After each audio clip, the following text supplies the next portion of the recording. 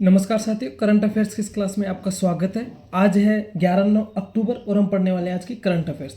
ये क्लास आपकी सभी आगामी परीक्षाओं के लिए उपयोगी रहने वाली है। हमारी इस क्लास का आज का पहला प्रश्न है, वर्ष 2025 का नोबेल पुरस्कार किसने जीता है? विकल्प है Laszlo Krasznahorkai, Richard Robertson, Susumu Kitagawa, Maria Corina Machado. इस क्वेश्चन का सही जवाब विकल्प डी है, मारिया कोरिना मचाडो। हाल ही में इन्होंने वर्ष 2025 का नोबेल पुरस्कार जीता है शांति वर्ग का। इसके लिए ये वेनेजुएला देश की हैं। इन्होंने 20 वर्ष तक और वर्तमान में भी जारी हैं इनके प्रयास अपने देश में लोकतंत्र डेमोक्रेसी स्थापित करने के लिए प्रयास किए। ये वर्तमान में जो इनकी देश की सरकार है उनमें विपक्षी दल की एक नेता हैं और इनको वर्ष 2025 का शांति का नोबेल पुरस्कार दिया गया है। अब बाकी के विकल्पों को भी देख लेते हैं।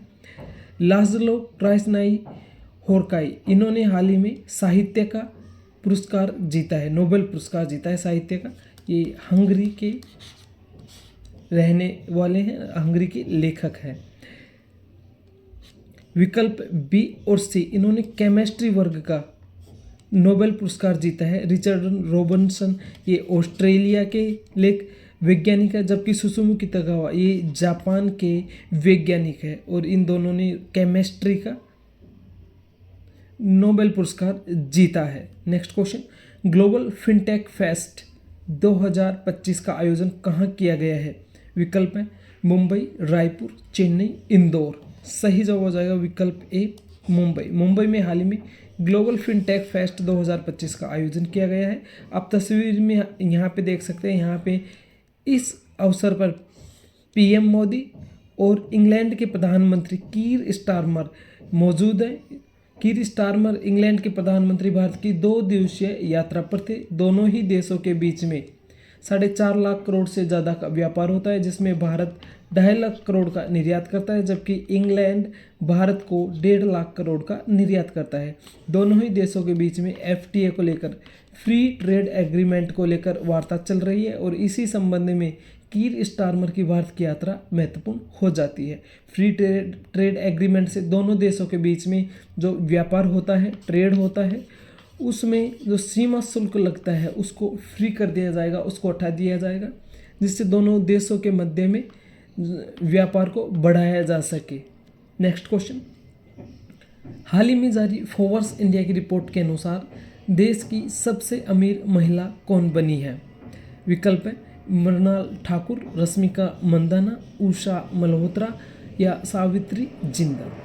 सही जवाब इस क्वेश्चन का विकल्प डी है, सावित्री जिंदल। हाल ही में फोर्ब्स की ने जो अपनी रिपोर्ट जारी की है 2025 की, इसमें सावित्री जिंदल महिलाओं में प्रथम स्थान पे रही हैं और ओवरऑल 3rd पोजीशन पर ये भारत में है अमीर लोगों की सूची में। इनसे पहले प्रथम स्थान पे मुकेश अंबानी है, दूसरे पे गौतम अडानी और तीसरे स्थान पर इनका नाम है।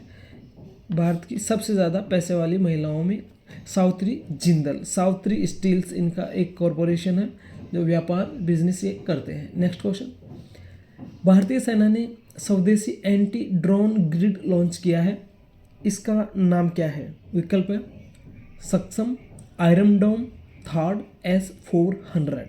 इस क्वेश्चन का सही जवाब हो जाएगा विकल्प ए, सक्षम। भारतीय सेना ने स्वदेशी एंटी ड्रोन ग्रिड लॉन्च किया है जिसका नाम है सक्षम, यानी कैपेबल, सक्षम। बाकी की 3 ऑप्शंस देख लेते हैं।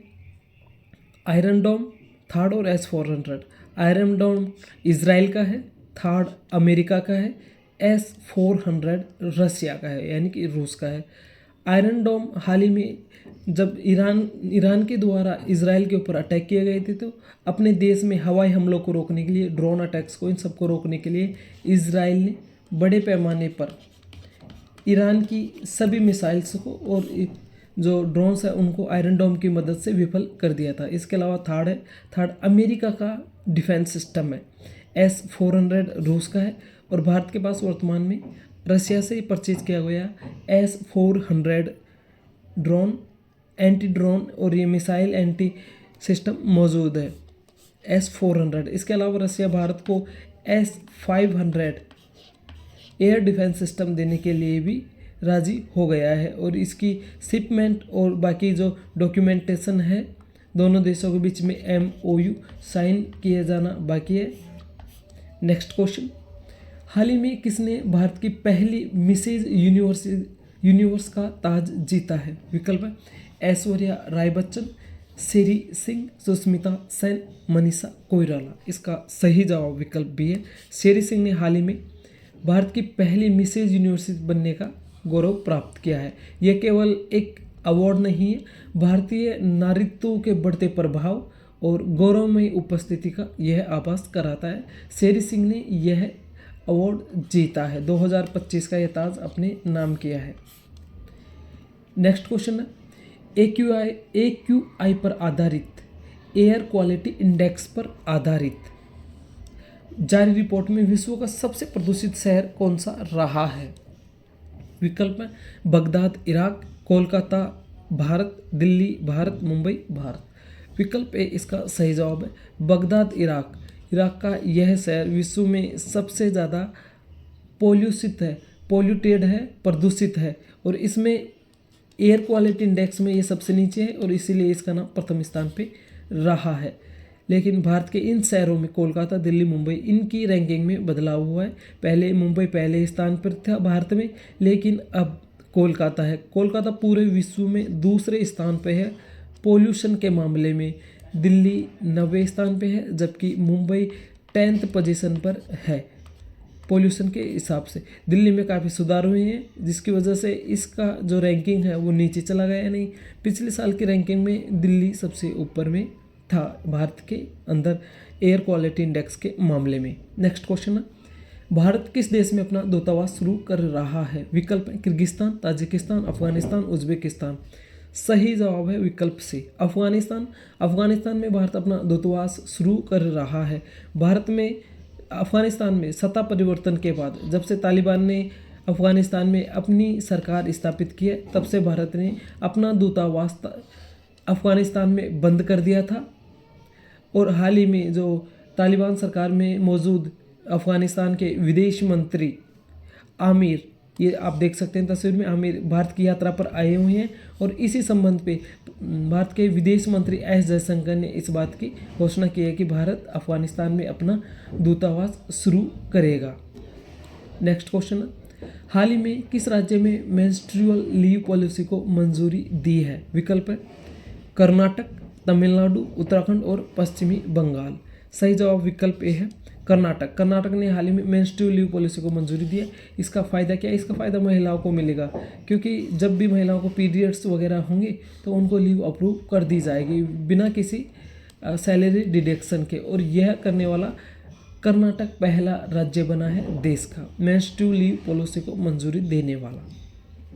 नेक्स्ट क्वेश्चन, हाल ही में किस देश में 7.6 तीव्रता का भूकंप आया है? विकल्प है म्यांमार, फिलीपींस, वियतनाम और ताइवान। तो जवाब हो जाएगा ऑप्शन बी विकल्प बी फिलीपींस। फिलीपींस में 7.6 तीव्रता का भूकंप आया है। यह इसकी पीक होती है, रिएक्टर स्केल पे मापा गया, यह इसकी सबसे ऊंची तीव्रता थी। नेक्स्ट क्वेश्चन, हाल ही में विश्व मानसिक स्वास्थ्य दिवस कब मनाया गया है? 1 अक्टूबर, 2 अक्टूबर, 4 अक्टूबर, 10 अक्टूबर।